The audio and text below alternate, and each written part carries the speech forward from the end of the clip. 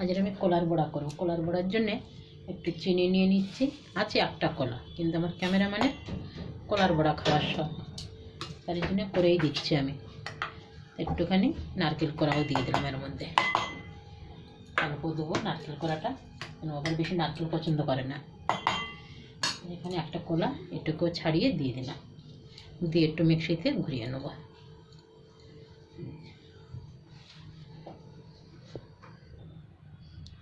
মিক্সিতে পিষে নিয়েছি এটা।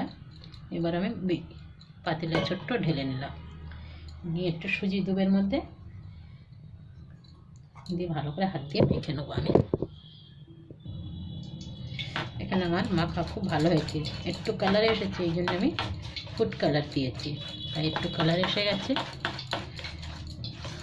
একটা কলা তো, তার জন্য একটুখানি দুধও দিলাম, একটু সুজিটাও দিয়েছি।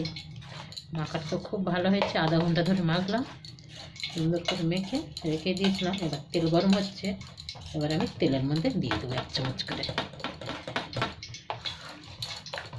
সুজির হয়ে গেল কলার বড়া। তেলটা এত বেশি গরম হয়ে গেল, ফটাফট আমি দিয়ে দিলাম, দিয়ে একবার করে উল্টে দিলাম, দিয়ে আর একটু এই সাইডটা লাল হবে, হয়ে গেছে। এবার এগুলো উঠিয়ে নেবো আমি, নিয়ে আরও এরকম করে সবগুলো আমি ভেজে নেবো।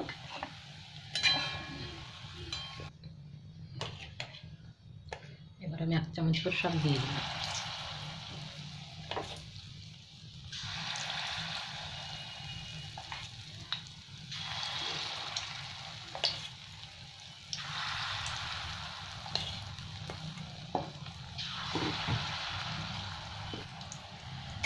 আর সাইডগুলো লাল হয়ে গেছে, এবার আমি সব উল্টে দেবো।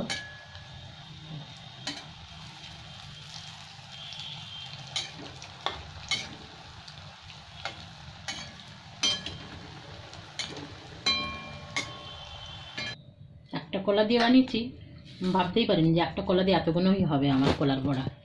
কি সুন্দর নরমও হয়েছে, হয়ে তো গেল একটা দিয়ে।